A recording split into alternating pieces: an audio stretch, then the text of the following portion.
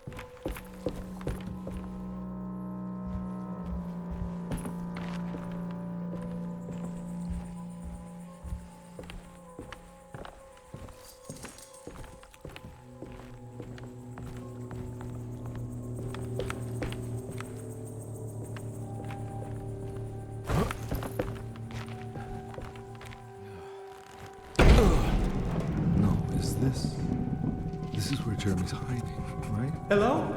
Is anyone there? Jeremy? I need help! Wait. Can you hear me? I'm stuck in the mud and the bayou is taking Jeremy. me. Where are you? The motor is dead. I can't do anything more. Hang on, Jeremy. I'll figure something out. I'll get the boat running.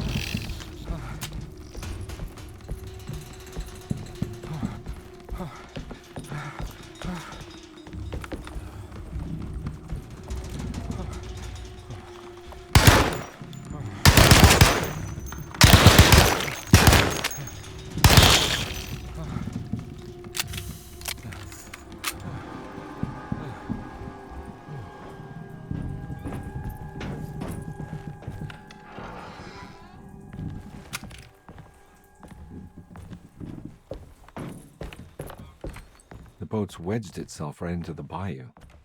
If I get the motor started, I could try reversing back into the river.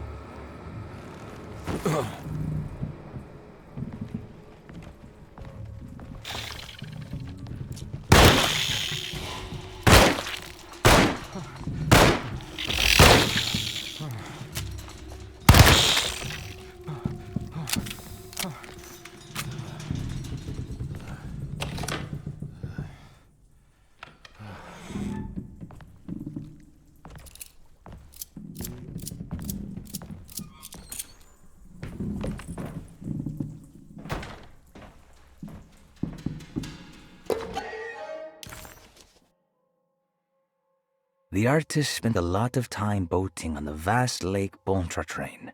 Poetry, painting, photography, everything seemed to become better by the shimmering water and the opalescent sky. One night, as the sailors returned to their settle, they found a masquerade ball taking place.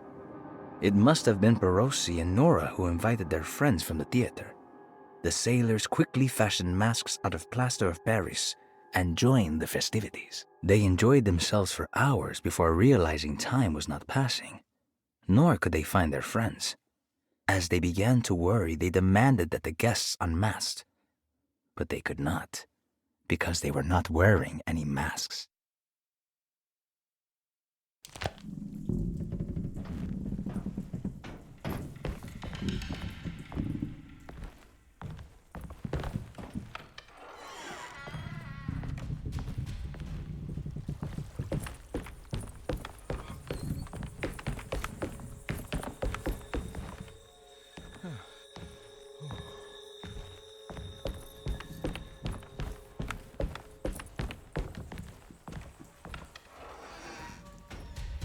Jeremy, where are you?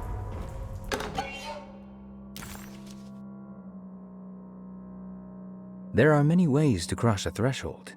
The easiest one is being invited. A door swung open, leading you inside. Another is sleep, hypnosis, or even sudden fright. There are those who fold spaces that challenge Mobius, or jump through angles that defy Euclid. If you learn to properly use your talisman, you could go anywhere. You wouldn't even need to rely on the fluttering wings of the shrieking Biakis.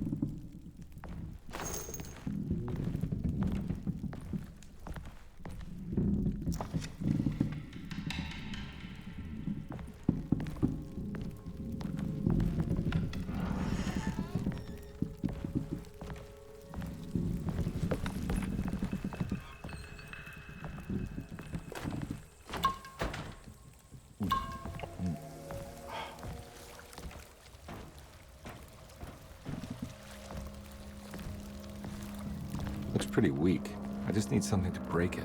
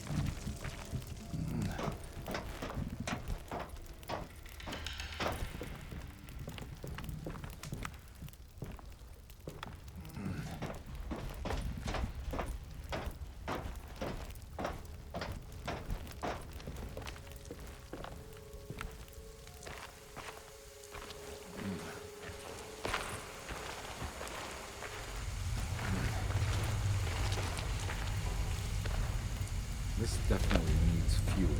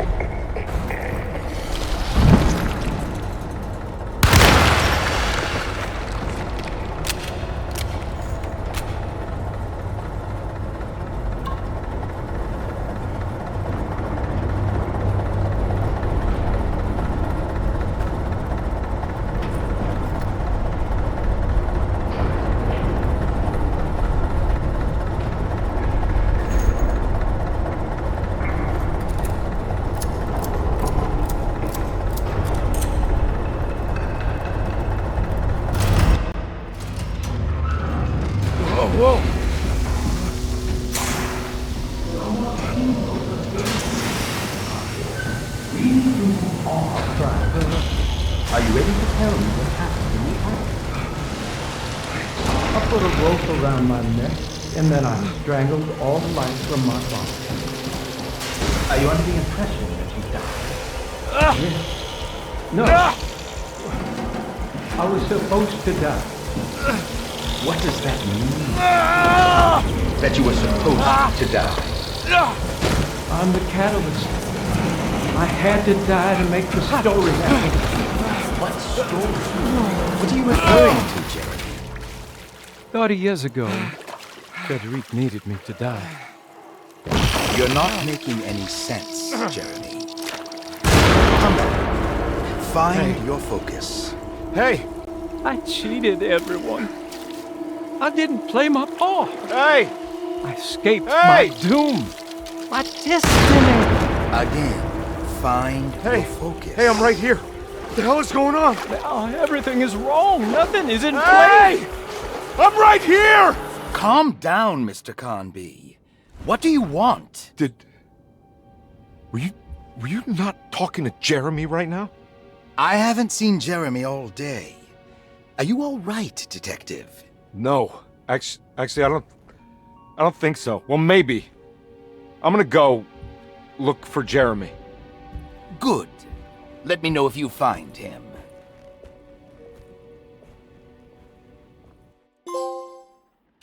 That was Jeremy's self-deceit, a steamboat stuck in the mud? I'm not gonna pretend I understand any of that. What a bunch of psychoanalytic nonsense.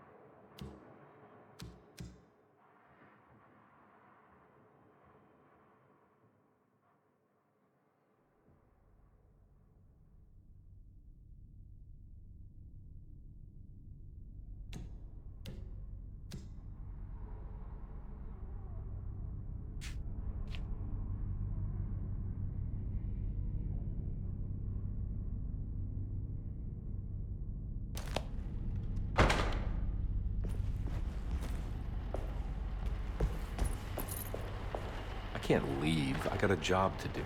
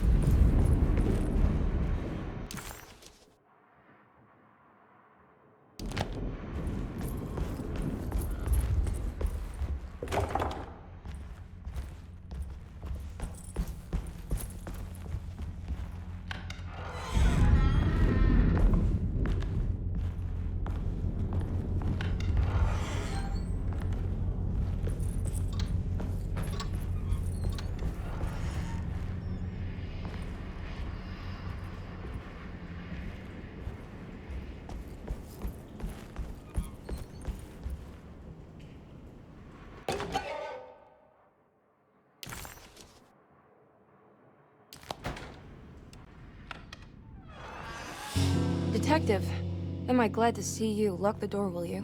I don't think Dr. Gray would appreciate us snooping around. What's going on here? This feels so strange.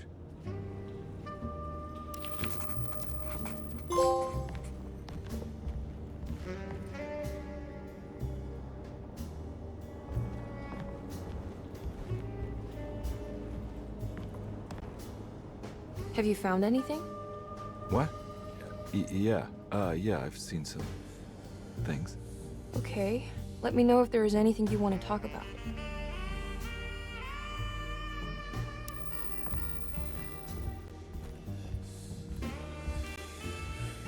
You don't find this place Strange? Dorsetto is certainly one of the stranger places I've been to.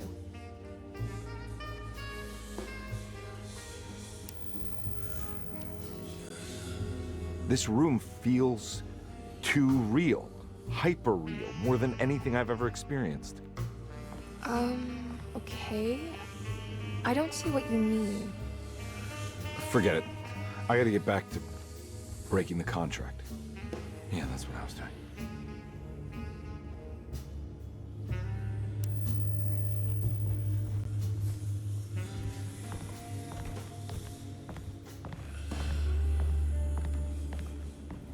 There's a book missing.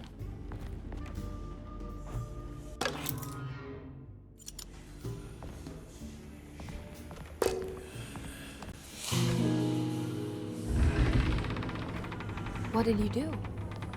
I was just rearranging the books. Well, come on, let's check it out.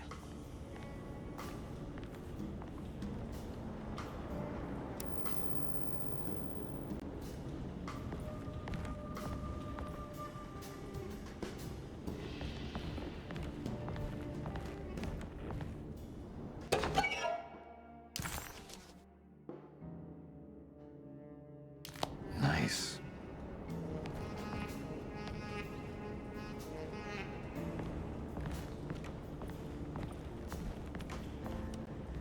I think I'm beginning to understand. Dr. Gray is dealing with some kind of mass delusion.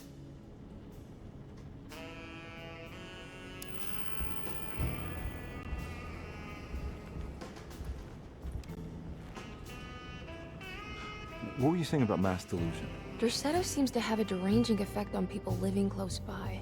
It has a history of creating cults devoted to some nature goddess. Even the name Dorsetto refers to the cult existing here before the Civil War. Dorsetto was the name of an ancient fertility goddess worshipped in Syria. Dr. Gray and his friends, however, seem to prefer the black goat of the woods with 1,000 young, or Shub-Nigroth. And that name can only have come from my uncle's twisted mind.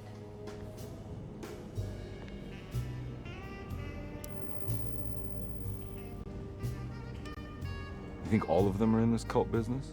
Even Jeremy? I'm not sure any of them have a choice at this point. We just need to find a way to stop all of this.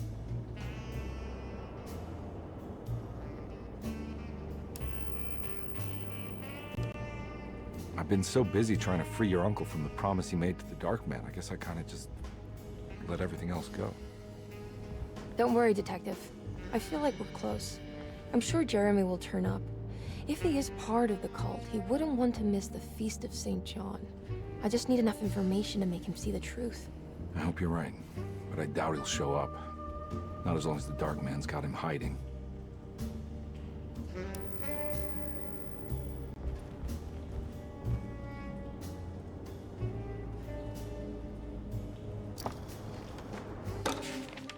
Good to finally meet you, Mr. Hartwood.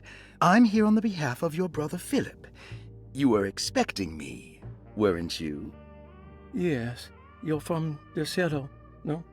That's right. I just wanted to ask you a few questions to see if there is anything I can do to help you and your family.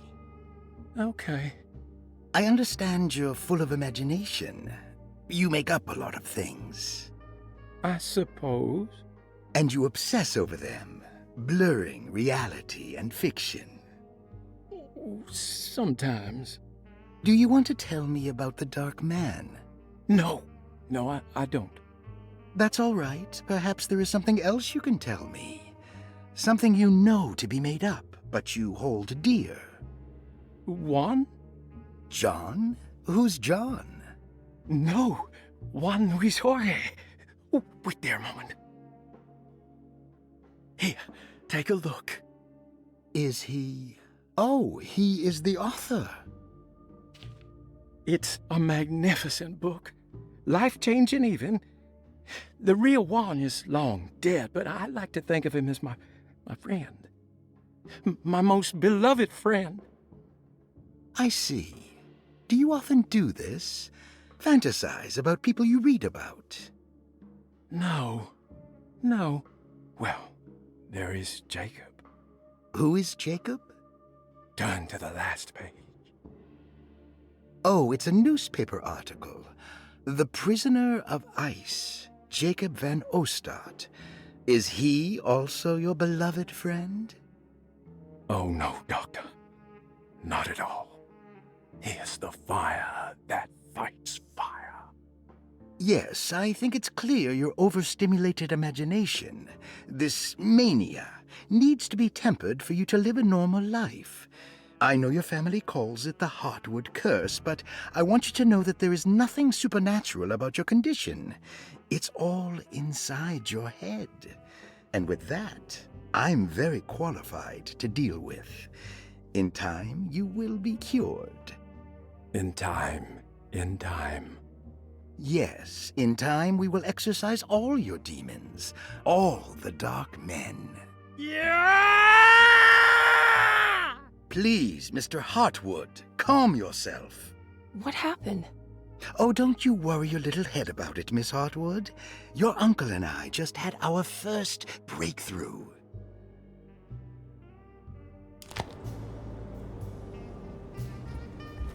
That mark on the floor looks like talisman positions, but from which direction should I look at it? The Snake Dagger, a monograph by Yael Klein. In Ludwig Prin's book on pagan rituals called The Mystery of the Grave, as translated by Nicholas Vachy, there are several references to a sacrificial dagger called the Snake Dagger. It has long been thought of as a poor translation of the original text, that it would be more appropriate with worm dagger from the Latin vermis cultrum. This seems natural following the recent consensus that the original title of Prin's book, De Vermis Mysteris, should literally translate to the mystery of the worm.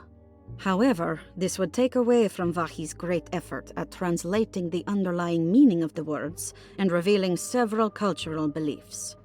While Prin certainly was using the term worm as a symbol or synecdoche for death and the dead, which is made clear by the contents of the book, in the case of the dagger, we shouldn't be too hasty to dismiss his translation.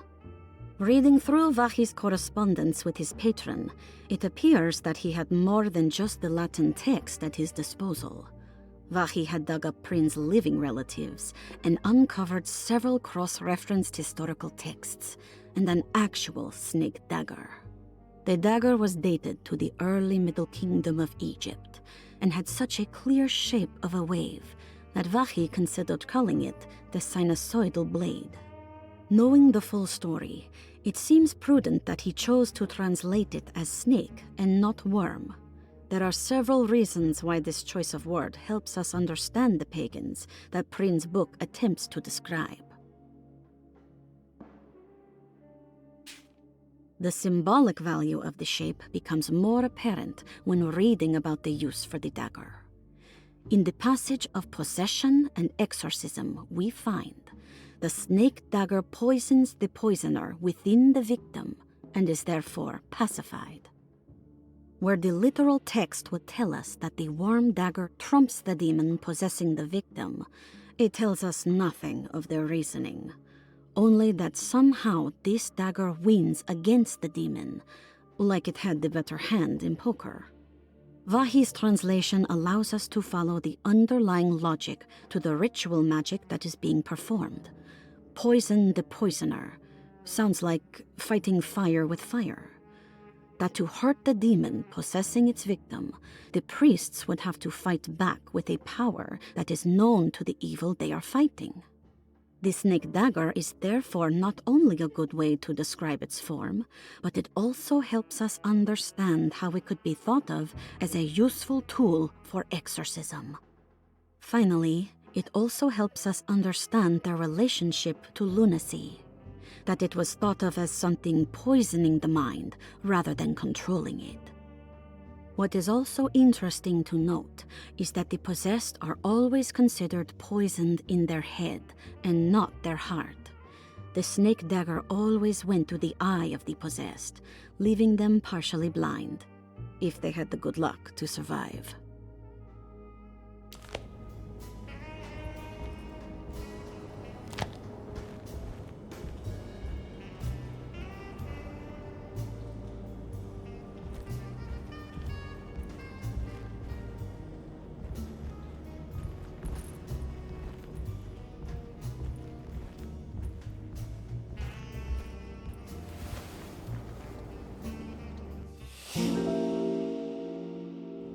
Huh. Has that been there this whole time?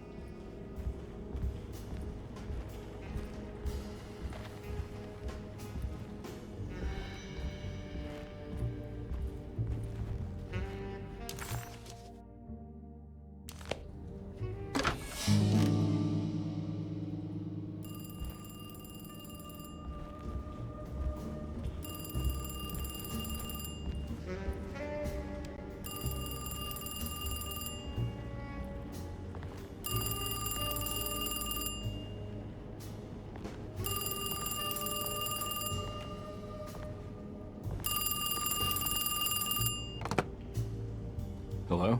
Detective Conby. Who is this? Jeremy? Jeremy is with the Dark Man. You can't save him.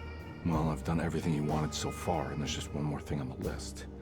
I expect him to keep his promise and return Jeremy unharmed. Get out, Detective. While you still can.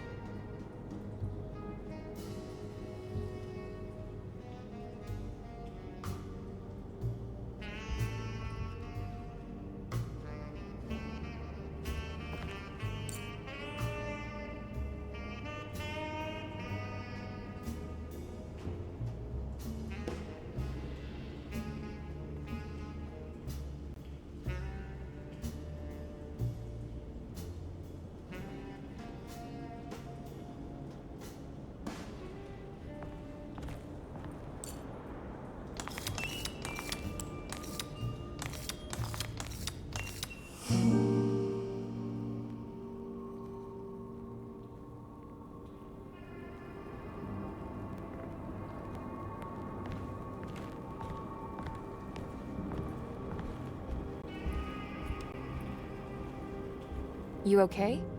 You look a little frazzled. Just stupid telephone. I know. I tried calling the police earlier. The telephone is completely dead. It's not... Yeah, no, the telephone isn't working.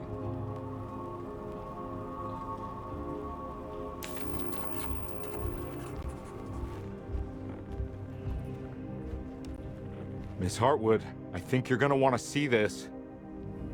Is there something in the closet? Yeah, there is. You don't see the very obvious gate leading to... whatever Jeremy's madness is serving up next? I don't understand. Are you making some kind of fashion metaphor? I'm sorry, I don't have time for this. Can you just tell me what you're doing? You don't see this.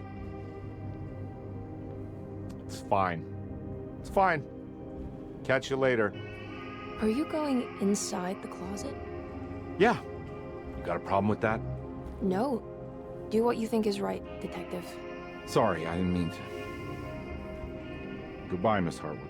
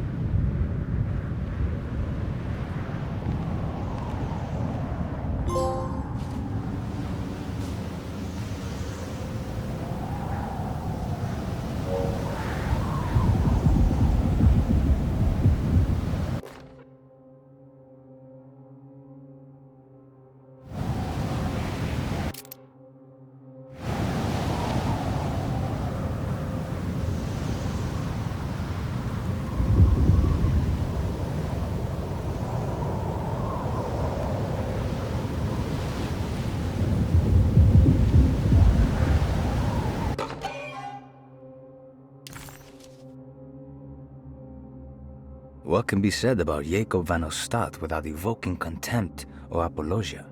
The first piece of information is the obvious. He is not the explorer Jeremy idolized in his youth, but the figment of his imagination. If you want biographical facts, I am not the one to answer such questions. In the case of Jeremy, he is a guardian of imagination, or rather a persona appointed the role of containing a self-sabotaging mania. However useful Jacob once was, his loyalty to Jeremy has slowly been replaced by fanaticism. Like a firekeeper who has for decades been burnt by his own sacred flames, now does what he imagines the fire wants. Jeremy has lost all control over Jacob and suffers greatly because of him, but is admittedly also still invigorated by his labor. In the plainest of words, Jacob keeps Jeremy sick so he can remain Jeremy.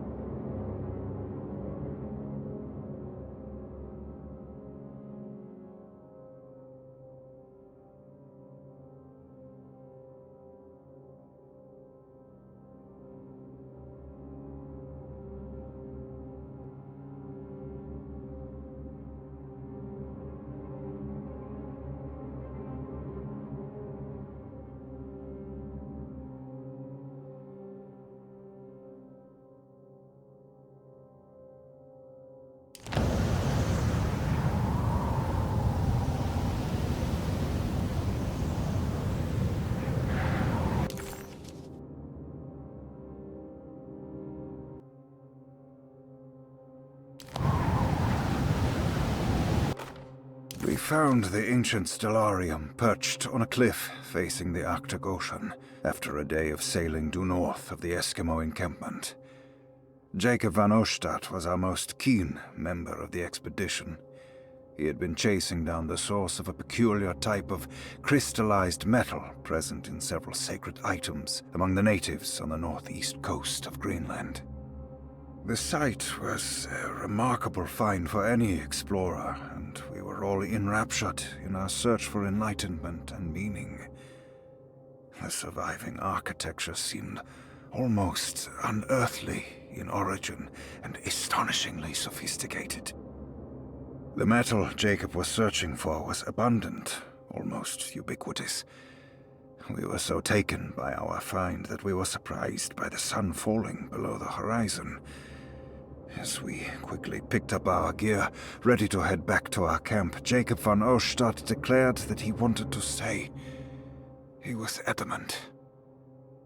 We begged him to reconsider. The night would be getting colder by the hour, and we feared for all our safety. Jacob refused, threatening us with violence if we wouldn't leave him alone. As the snowfall turned heavier, we left him there on his own. The next day, the weather became worse, and we had to spend hours enforcing our shelter as our tents became increasingly useless. The group had written off Jacob, thinking he must be dead.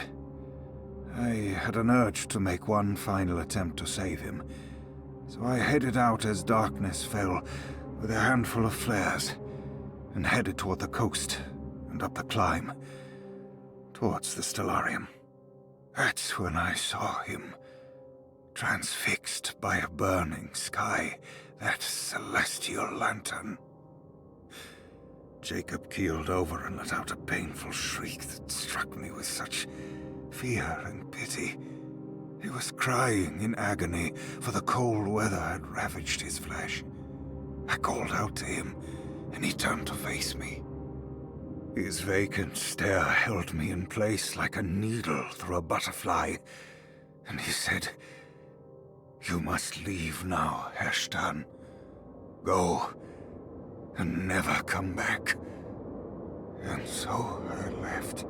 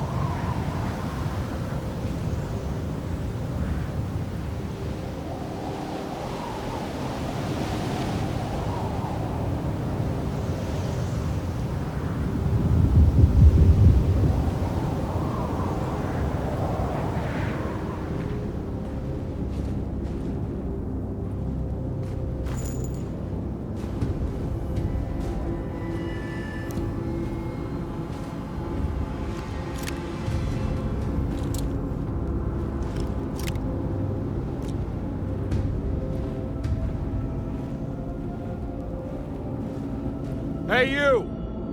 What are you doing here? What is this place? Turn back, detective. You're not wanted here. Whoa, take it easy. I'm not your enemy. Oh, you're wrong, detective. You're wrong.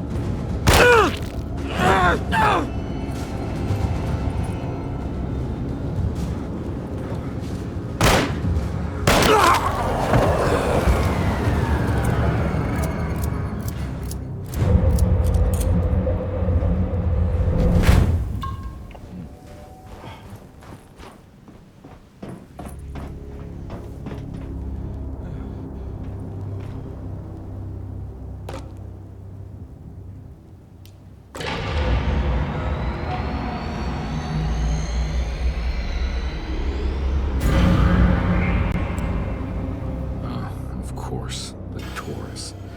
I figured you wouldn't want your stars aligned, Jeremy, or maybe that is what you need to temper that mania of yours.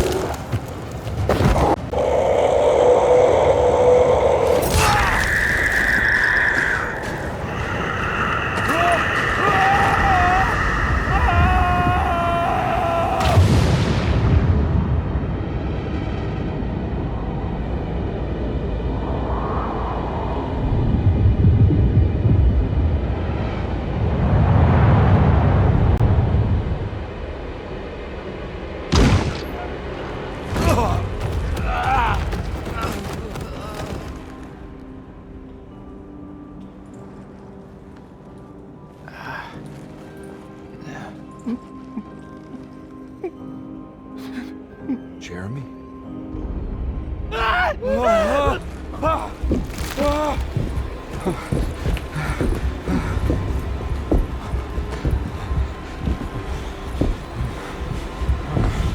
did everything! Aren't you happy? Stupid charlatan! What more do you want from me? You want me to lose my mind? Oh, my lord! Doctor! Baptiste! Quick! Jesus. What were you thinking, compadre?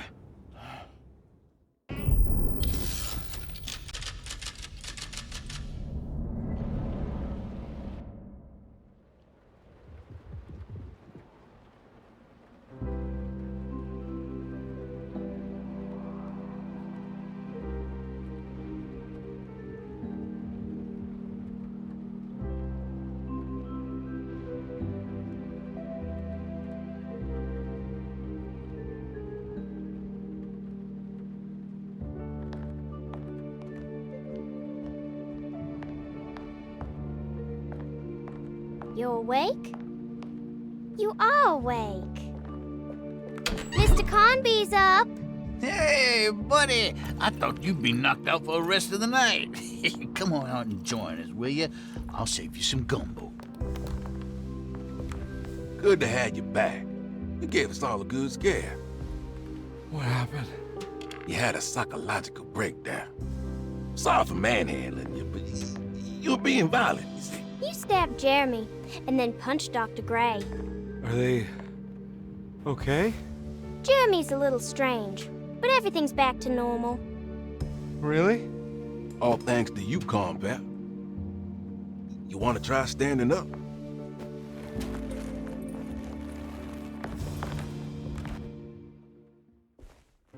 Well, if it isn't the hero of the day. How are you feeling, Detective? Never better. How about you two? Hey, Jeremy, I didn't do too much damage, did I? Things are fine. Very quiet. What's up with him? Painkillers? No. You see, despite you having the finesse of a one-eyed butcher, you managed to lobotomize dear Jeremy. I did what? It's actually quite impressive. It's not like I hadn't considered it myself. I just wish Jeremy could have been helped without reducing his personality to that of an oyster. But he's gonna live. Of course. As long as someone keeps feeding him, he'll outlive the best of us.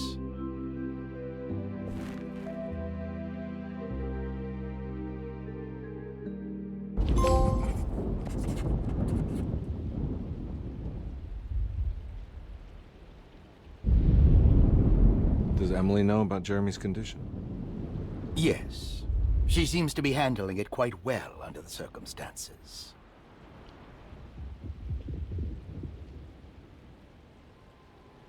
Does she still want to take Jeremy away from Derceto? I will have to insist that you do. This is not that kind of institution.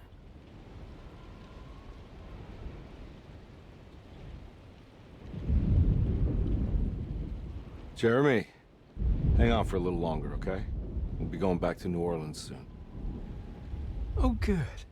I do so miss the city lights.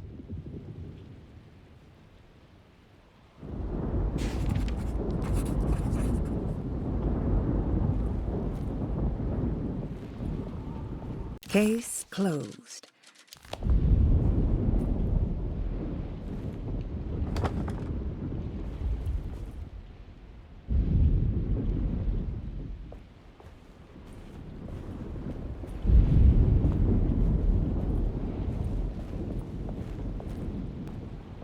Hey, Ruth.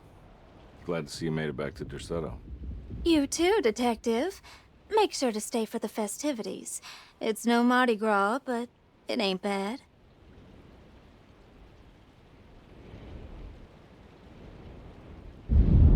You seen Emily around? I saw her packing some things into that old jalopy you arrived in about an hour ago. I'm sure she hasn't given up on you yet.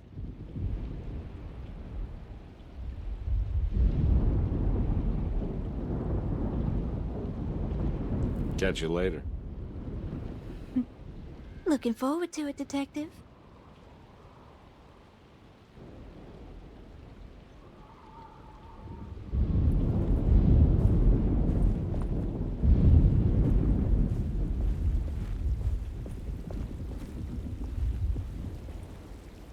Good to see you back on your feet, Detective. Have some gumbo. Thanks. I'll save it for later.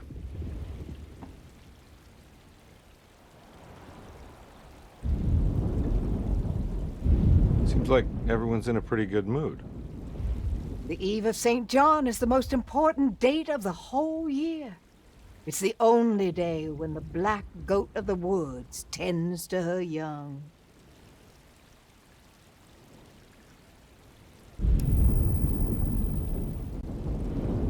I'm gonna go look for Emily. Don't worry about her. She wouldn't leave without you, would she?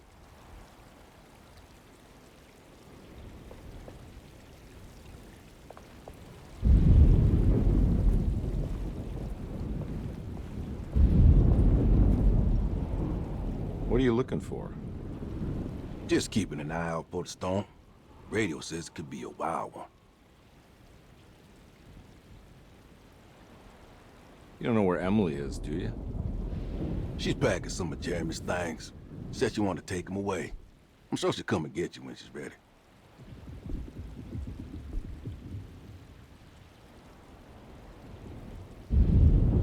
I should probably get a move on then. See you around, compare.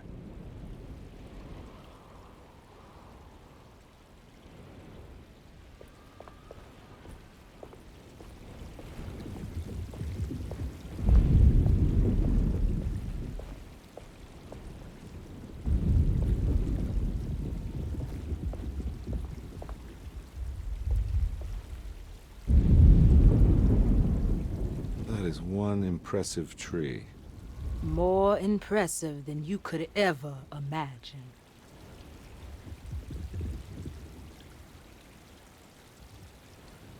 So how does this all work? You dance around chanting? For the ritual, I mean? Stay and find out, Detective. It might just do you good.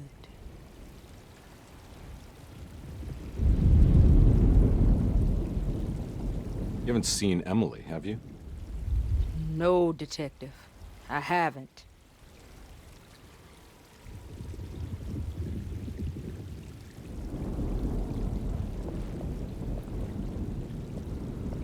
All right, tell me, what the hell's about to happen here?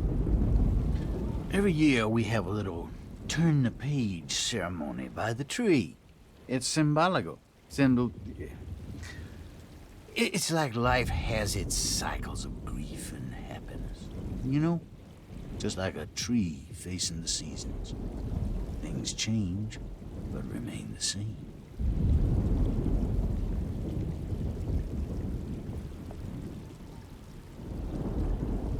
So this is basically New Year's Eve, but with a tree metaphor. Exactly. You're so smart. It's about starting again. I mean, who could use a positive message like that more than a bunch of lunatics like us?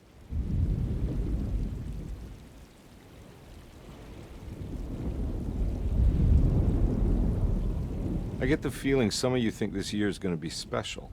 Any idea why? Well, we got some new words, thanks to your buddy Jeremy, and some other changes to the program. Let's just say we're all in this year.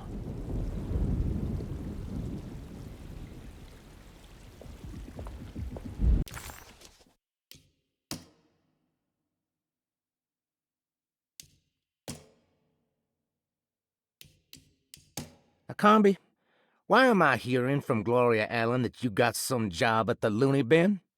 You better not be thinking of paying her off before me. I don't want...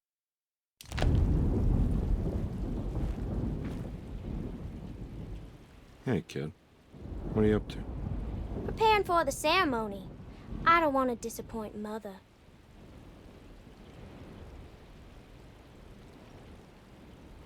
What's your part in this? I'm the Cabernet Corn. It's very important. Only I can settle our debt.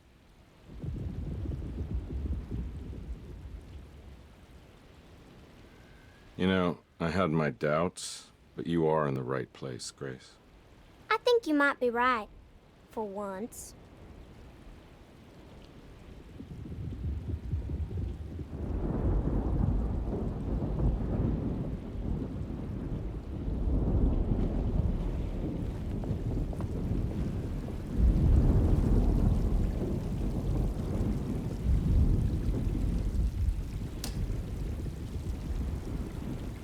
Everyone knows what to do? Y'all know the new words. Mrs. Thompson, we talked about this. I'm not sure everyone is comfortable. Doctor, I insist. This is important. We've waited for so long, Doctor. Let's just go with the old song. Not every change is an improvement. Boss, good or bad, we need to move forward. All in, Doc. Let's bet it all. But we don't know what we're dealing with. It'll be okay, Doctor. Better even.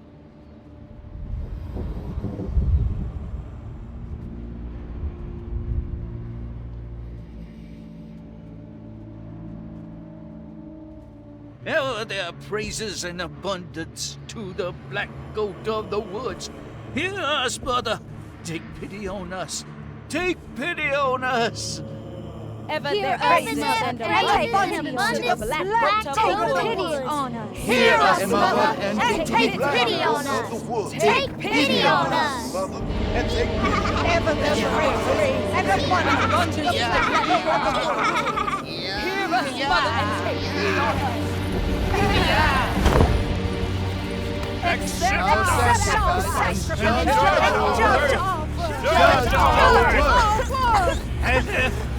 Stop! Are you crazy? This here's what needs to happen, Carpet. Grace! Stop! Yeah! Shoot the ground! Yeah! Shoot the ground! The black goat of the woods! Stop in the ground! Yeah! Stop in the Detective, ground! get my uncle out of here. Jeremy, come with me! Get over here! Jeremy, come with me! Jeremy, come here! No! There has to be a sacrifice!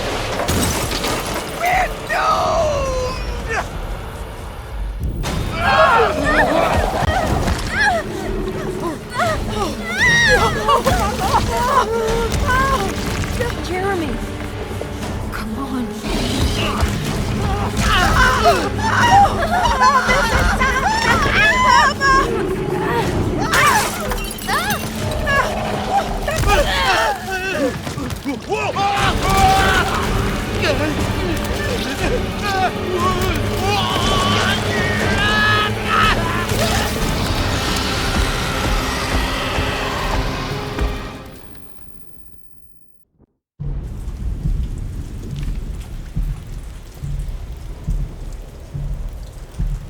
I can't let that monster leave Derceto. I have to stop it.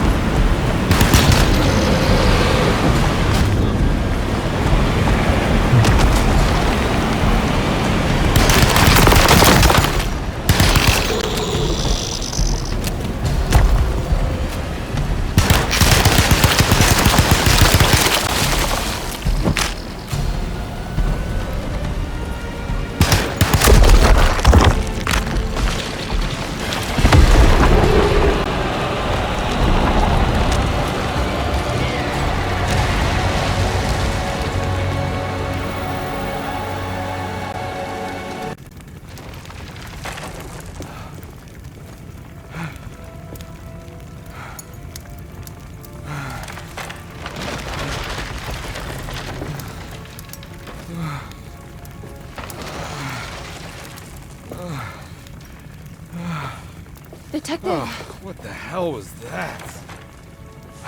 I tried to tell you. There was so much evidence. Their devotion to the Black Goat was like nothing I've ever seen before. I felt so dumb believing any of it, but I'm glad I did. Are you okay? Everything is out of order.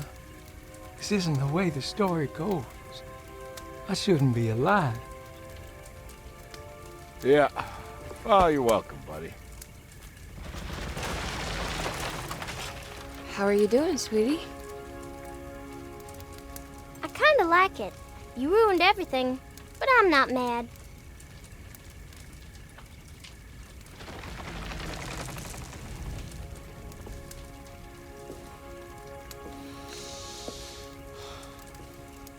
All right, you ready to head back to New Orleans? Come on, Jeremy. We're leaving.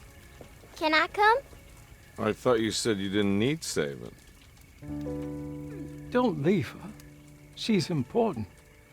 Of course we're taking her with us.